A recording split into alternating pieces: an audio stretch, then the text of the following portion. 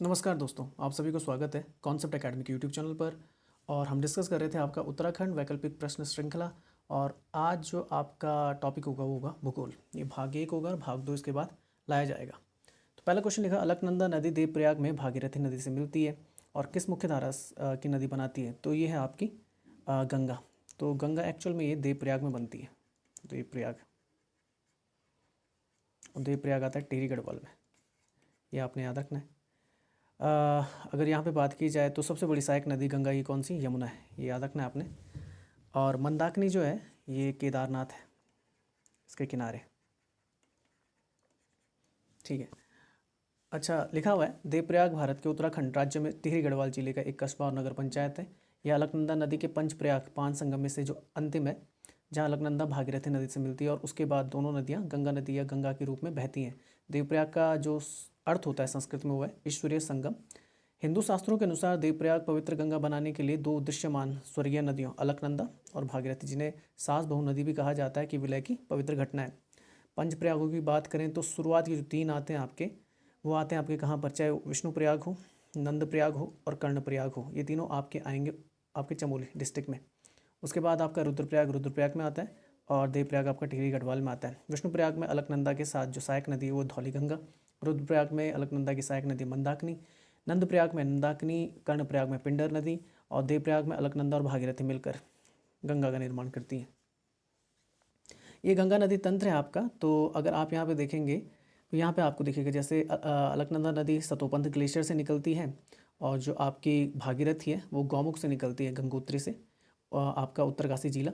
और जब ये आगे की तरफ बढ़ती है तो इसमें कई सारी इसकी सहायक नदियाँ जैसे रामगंगा, गोमती, घाघरा, गंडक, कोशी, ये कुछ नदियाँ हैं, महानंदा, ये कुछ नदियाँ हैं जो बोल सकते हैं आपका बाईं तरफ से मिलती हैं गंगा के साथ। वहीं अगर दाईं तरफ से देखा जाए तो सबसे बड़ी नदी कौन सी? जो यमुना है, सबसे बड़ी सहायक नदी किसकी? गंगा की। उसके अलावा चंबल नदी जो है वो यमुना में मिलती है, सिंध हो गई हुई ये भी यमुना में मिलती है, और बेतवा आपकी यमुना में मिलती है। उसके बाद और केन, ये 4 जो आपकी नदियाँ, चंबल, सिंध, बेतवा और केन, ये यमुना की सहायक नदियाँ। उसके बाद प्रयागराज में आपका यमुना किसके साथ मिल जाती है? गंगा के साथ। जब गंगा की, और जो आपने याद रखना है कि गंगा और यमुना की संयुक्त धारा को गंगा ही कहा जाता है। फिर प्रयागराज के बाद यहीं पे आपका कुंभ मेला भी लगता है। सरस्वती एक विलुप्त नदी है, यहाँ पर उसको भी बताया जाता है कि 3 नदियों का संगम पे आपका कुंभ लगता है प्रयागराज में। उसके बाद नीचे से आपकी टोंस आ जाती है, एक सोन आती है, और ये आपकी देखने को मिलती है कि हुगली, ये जब आपका टूटती है ब्रांचेज में, गंगा नदी की एक आगे की तरफ जब बांग्लादेश की तरफ निकल जाती है तो बांग्लादेश में इसे कहा जाता है पद्मा। और यहाँ पे फरक्का बैराज है, यहाँ से जब नीचे की तरफ उतरती है तो हुगली कहा जाता है। और यहीं पे आपकी दामोदर नदी बहती है और यहाँ पर आपका है छोटा नागपुर का पठार। ऊपर की तरफ से जो आ रही है आपकी शांगपू नदी है, जो यहाँ पर भारत में ब्रह्मपुत्र नाम से जानी जाती है और बांग्लादेश में से जमुना कहा जाता है। और पद्मा और जमुना एक मेघना, जो आपकी लोकल नदी बांग्लादेश की, उनसे मिलकर सुंदरवन डेल्टा, या बोल सकते हैं आपका बंगाली खाड़ी में गिर जाती है। मोहाना वहाँ पे बनता है इसका। तो यहाँ पर आप देख सकते हैं पटना, प्रयागराज, ठीक है ना, यमुना नदी, गंगा नदी, गोमती, घाघरा, गंडक। वैसे ज़्यादातर याद रखना यहाँ पर ना, पटना के आसपास घाघरा, गंडक, ठीक है ना, और गंगा, और नीचे से आएगी सोन नदी। ये यहीं पर पटना के आसपास के क्षेत्र में क्या करती हैं? आपस में मिलती हैं। तो पटना का जो क्षेत्र है वहाँ पर 4 नदियाँ आपस में मिलती हैं, ये आपने याद रखना है। ये फरक्का बैराज जहाँ से हुगली नीचे की तरफ निकल जाएगी। अच्छा, निम्नलिखित में से कौन सा देश उत्तराखंड राज्य के साथ सीमा साझा नहीं सीमा साझा करता है? तो एक आ जाता है आपका पाकिस्तान तो नहीं करता, ठीक है ना, नेपाल करता है, तिब्बत करता है, तो ये आंसर हो जाएगा, ठीक है ना।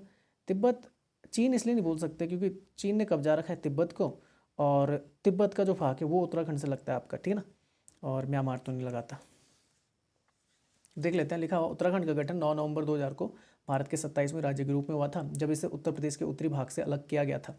हिमालय पर्वत श्रेणी की तलहटी में स्थित इसके अधिकांश राज्य पहाड़ों पर विस्तृत हैं, जो उत्तर में तिब्बत और पूर्व में नेपाल के साथ अंतर्राष्ट्रीय सीमा बनाते हैं। इसके उत्तर पश्चिम में हिमाचल प्रदेश और दक्षिण में क्या? उत्तर प्रदेश है। नेपाल की अगर बात करें तो काठमांडू राजधानी है, रुपया यहाँ की क्या है? मुद्रा है, नेपाली रुपया। तिब्बत की बात करें तो लहासा राजधानी है, और यहाँ पे चीन की जो बोलते हैं मुद्रा चलती है, युआन, रेनमिनबी।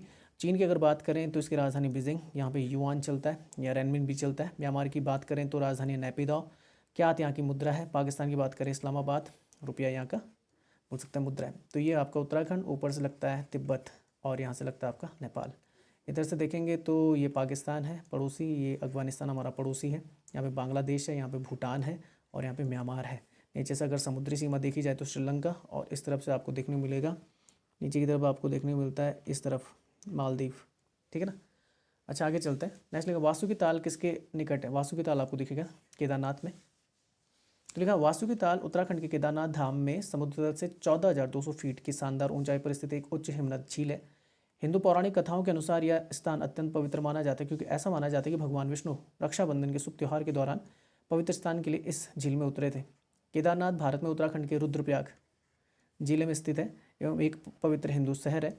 यह हिमालय में स्थित 4 धामों में से एक है। यह मंदाकिनी नदी के घाट पर स्थित है। गंगोत्री की अगर बात करें तो उत्तरकाशी जिले में अवस्थित है और यहाँ से आपका उद्गम होता है किसका, भागीरथी नदी का। यमुनोत्री की बात करें तो यहाँ से आपकी क्या निकलती है, यमुना निकलती है यमुनोत्री ग्लेशियर से। और बद्रीनाथ की बात करें तो चमोली जिले में आपका अवस्थित है और भारत के बोल सकते हैं कि उत्तराखंड के 4 धामों में से एक है। और यमुनोत्री जो है ये आपका देखने को मिलेगा उत्तरकाशी में, गंगोत्री पे आपको देखने को मिलेगा उत्तरकाशी में, बद्रीनाथ आपका चमोली में और केदारनाथ आपका रुद्रप्रयाग में। उत्तराखंड की उच्चतम पर्वत चोटी कौन सी, तो ये नंदा देवी, और वो भी कौन सी वाली, पश्चिमी।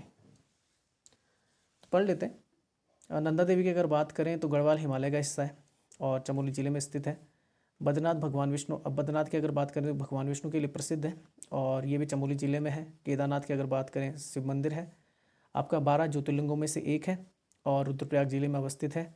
नंदा देवी के बाद कामेट उत्तराखंड की क्या है, दूसरी सबसे ऊंची पर्वत चोटी है उत्तराखंड की। अगर देखा जाए तो सबसे बड़ी आती है नंदा देवी पश्चिमी, चमोली बोल सकते हैं आपका जिले में अवस्थित है। 7,817 इसकी क्या है ऊंचाई, और ये श्रेणी है नंदा देवी ही। कामेट की अगर बात करें चमोली में 7,756 कामेट श्रेणी है। नंदा देवी पूर्वी आती है चमोली पिथौरागढ़ में, ये आपका बिल्कुल बॉर्डर बनाती है 7,434 नंदा देवी। फिर आती है अभिगामिन चमोली में कामेट, उसके बाद माणा आता है चमोली, मुकुट आता है चमोली, बद्रीनाथ चमोली, चौखंबा रुद्रप्रयाग, त्रिशूल चमोली और 10वां आता है सतोपंथ। तो ये आपका चमोली में। तो ज़्यादातर आप देख रहे हैं कि चमोली में ही आपकी क्या है सबसे ऊंची उत्तराखंड की चोटी है। अगर आप देखेंगे तो 10 में से शुरुआत की जो बोल सकते हैं 10 में से जो 9 है वो चमोली में अवस्थित है, ये आपने याद रखना है। नेक्स्ट जगह भागीरथी का उद्गम स्थल है। तो भागीरथी का उद्गम स्थल आपका कौन सा, गौमुख। गौमुख गंगोत्री में ही है पर आप गौमुख लिखेंगे। तो लिखा हुआ भागीरथी नदी गौमुख ग्लेशियर से निकलती है और देवप्रयाग में गंगा नदी बनाने के लिए अलकनंदा में विलय करने से पहले लगभग 193 किलोमीटर बहती है। यह गढ़वाल क्षेत्र में स्थित और 205 किलोमीटर लंबी नदी है। देवप्रयाग में अलकनंदा के साथ विलय से होने से पहले यह लगभग 193 किलोमीटर तक बहती है। बेसिन क्षेत्र लगभग कितना, 6,921 वर्ग किलोमीटर का क्षेत्रफल देखा जाता है। भागीरथी नदी के हेडवाटर गढ़वाल हिमालय में गंगोत्री और खतलिंग ग्लेशियर के क्षेत्र में पैदा होते हैं। यहाँ से नदी देवप्रयाग शहर में अलकनंदा नदी से मिलने से पहले लगभग 205 किलोमीटर तक बहती है। इस पवित्र संगम से नीचे की ओर बहने के कारण नदी को गंगा के नाम से जाना जाता है। कुछ प्रसिद्ध रैपिड्स यहाँ पे देखने को मिलेंगे, जैसे देवप्रयाग तक देखने को मिलते हैं। तो एलिफेंट रॉक पड़ता है बीच में, द च्यूट पड़ता है, शापेस पड़ता है और कॉन्फ्रेंस रैपिड्स, ये कुछ प्रमुख हैं। ये आपका यमुनोत्री से आप जानते हैं यमुना निकलती है। गंगोत्री से अगर बात करें तो यहाँ से भागीरथी निकलती है और देवप्रयाग में जब आपकी कौन आती है, अलकनंदा आती है, तब उसका नाम गंगा पड़ जाता है। और यहाँ पे बद्रीनाथ है, यहाँ पे आपकी धौली गंगा है, ये आपका विष्णु प्रयाग है। नंद प्रयाग आता है तो यहाँ पे कौन सी नदी, नंदाकिनी। फिर पिंडर नदी आपका कर्णप्रयाग में, और फिर आपका रुद्रप्रयाग में मंदाकिनी नदी मिल जाती है, ये आपने याद रखना है। श्यामला झील आपके चंपावत में लिखा हुआ है। यह टनकपुर शहर से 30 किलोमीटर की दूरी पर स्थित एक प्राकृतिक झील है। झील का काला रंग इसके गंदे पानी और घिरी हुई पहाड़ियों के कारण है। 1913 में स्वामी विवेकानंद द्वारा स्थापित प्रसिद्ध स्वामी विवेकानंद आश्रम इसी झील के किनारे अवस्थित है। चंपावत की अगर बात करें 1997 में गठित हुआ था, कुमाऊं मंडल का एक जिला है। 2011 की जनगणना के अनुसार यह जिला रुद्रप्रयाग के बाद उत्तराखंड का दूसरा सबसे कम आबादी वाला जिला है। यह वर्तमान में पिछड़ा क्षेत्र अनुदान निधि कार्यक्रम के से धन प्राप्त करने वाले उत्तराखंड के 3 जिलों में से एक है। नैनीताल की अगर बात करें तो कुमाऊं क्षेत्र में पड़ता है, बोल सकते हैं न्यायिक राजधानी है उत्तराखंड की। और यहाँ पर 7 ताल हैं जो मैंने बताया था, भीमताल, 7 ताल, नौकुचिया ताल, खुरपा ताल, मालव ताल, हरीश ताल, लोखम ताल, भीमताल। सबसे बड़ी क्या है, झील है। उत्तरकाशी की अगर बात करें 1960 में इसका गठन हुआ था और यहीं से आपकी यमुनोत्री भी यहीं पड़ता है, यमुना नदी यहाँ से निकलती है। गंगोत्री भी आपका उत्तरकाशी में ही है। टिहरी गढ़वाल की अगर बात करें तो टिहरी गढ़वाल भी आपका पिछड़ा क्षेत्र अनुदान निधि कार्यक्रम के तहत क्या होता है, आप पोषक बोल सकते हैं पोषित आपका जिला है। और टिहरी बांध के लिए फेमस है टिहरी गढ़वाल, तो भागीरथी नदी पर एक प्रमुख जल विद्युत योजना इसी जिले में अवस्थित है। निम्न में से कौन सा दून उत्तराखंड का हिस्सा नहीं है? कोटा दून बिल्कुल है, पाटली दून है, बाटा दून नहीं है। बाटा दून की अगर बात करें हिमाचल प्रदेश में, और हरिकी दून बिल्कुल सही है, तो आंसर हो जाएगा आपका जो नहीं है बाटा दून है। बाटा दून उत्तराखंड का हिस्सा नहीं है, ये हिमाचल प्रदेश का हिस्सा है। बाटा दून अनुद्रव्य घाटियों जो यूरेशियन प्लेट और भारतीय प्लेट के तहत परिणाम स्वरूप टकराने से बनी है, वे कम हिमालय और शिवालिक में बनते हैं। ये घाटियाँ हिमालय की नदियों द्वारा पारित मोटे जलोढ़ के साथ जमा होती हैं। जैसे यहाँ पर देख सकते हैं आपका, ये आपका लेसर हिमालय, लघु हिमालय, और यहाँ पे जो आपके डिपॉजिट्स बनते हैं वो लाइमस्टोन के बनते हैं ज़्यादातर। और लाइमस्टोन की अगर बात करें तो ये आपकी कैसी है, बोल सकते हैं आपकी अवसादी चट्टान है। तो यहाँ पर आप देख सकते हैं मसूरी सिंक्लाइन देखने को मिलता है, इसके बाद शिवालिक श्रेणी, और बीच में आपको दून ग्रेवल देखने को मिलेगा लेसर हिमालय और शिवालिक के बीच में। निम्न में से कौन सी नदी फूलों की घाटी में बहती है? आप सभी जानते हैं, इसका नाम है पुष्पावती नदी। तो लिखा पुष्पावती नदी फूलों की घाटी से होकर बहती है। यह नदी उत्तराखंड के गढ़वाल क्षेत्र में चमोली जिले में होकर बहती है। नदी रतबन के पास पूर्व कामेट, जो बोल सकते हैं कैमेट ग्लेशियर है, उससे उद्गम होती है। यह नदी घांगरिया के पास बाइंदर गंगा से मिलती है। और पुष्पावती नदी और बाइंदर नदी दोनों एक साथ लक्ष्मण गंगा का निर्माण करती हैं।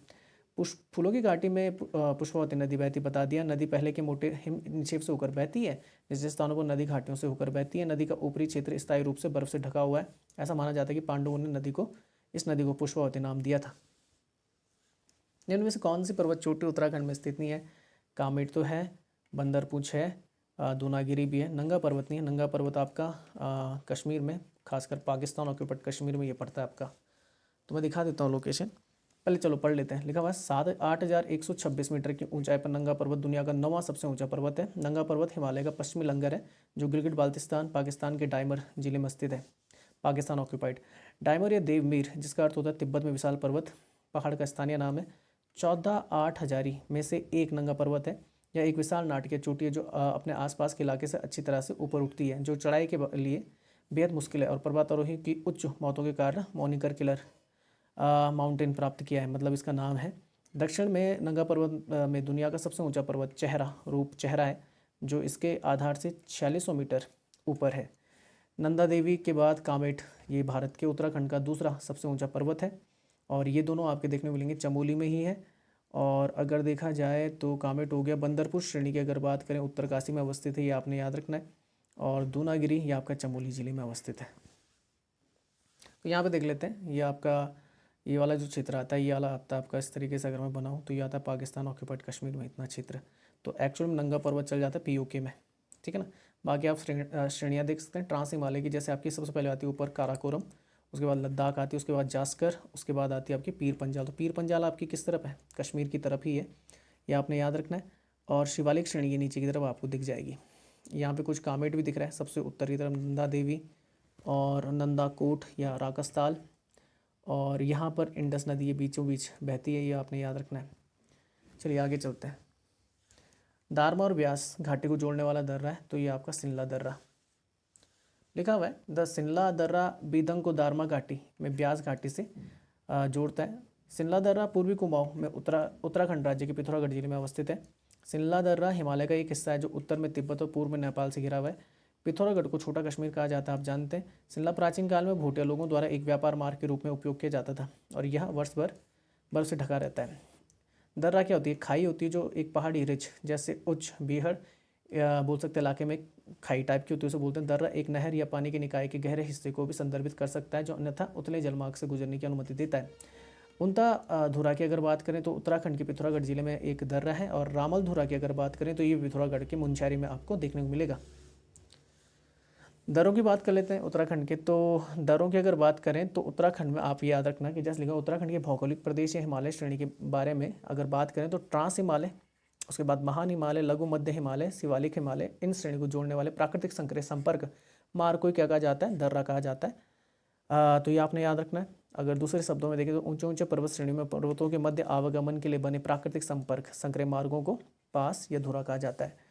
उत्तरकाशी देखो 3 है हमारे मुख्यतः, जहाँ पे आपका लगता है उत्तरकाशी, चमोली और आपका पिथौरागढ़।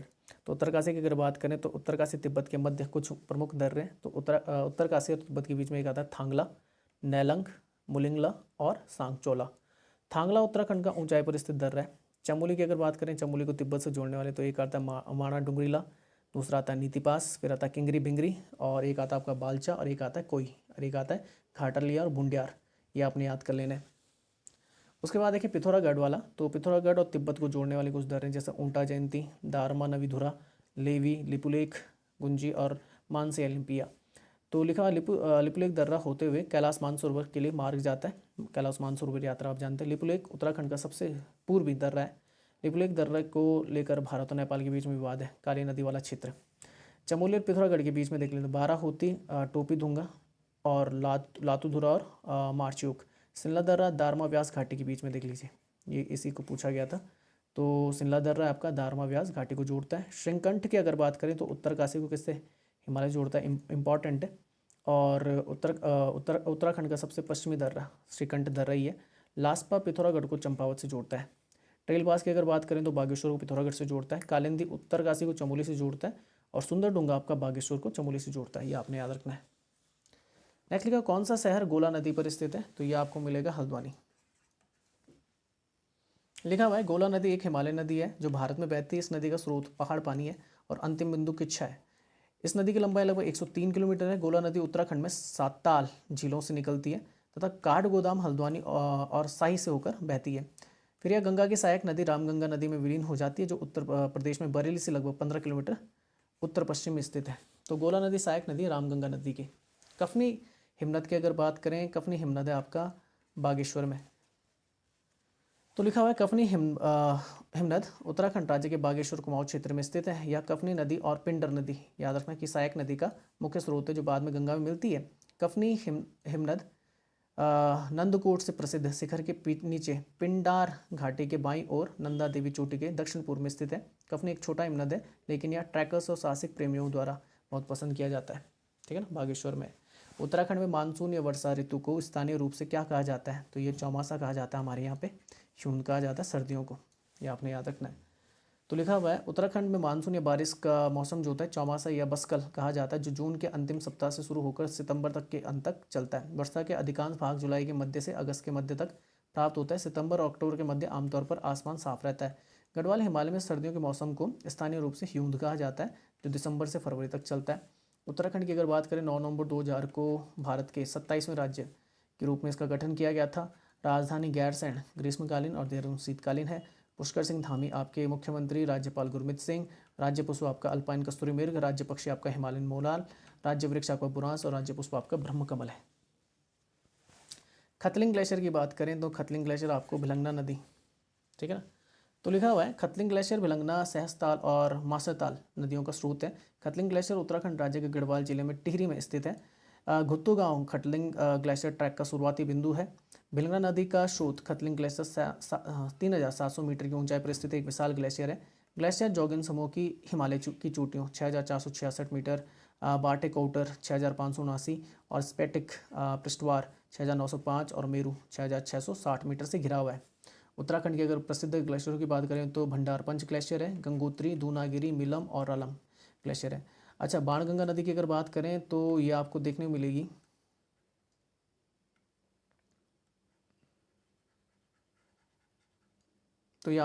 बाणगंगा उत्तरी भारत की एक नदी है। चिनाब की एक महत्वपूर्ण सहायक नदी है। कटरा, जम्मू और कश्मीर से होकर बहती है और हिमालय की शिवालिक श्रेणी के दक्षिण ढलान में आपको ये देखने को मिलेगी। फिर आता है धोरा बांध। धोरा बांध अगर आप देखेंगे तो ये किच्छा में लिखा हुआ है। धोरा बांध उत्तराखंड में उधम सिंह नगर के किच्छा नदी पर बनाया गया है। वर्ष 1960 में ये बनकर तैयार हो गया था और बांध की लंबाई 9610 मीटर है।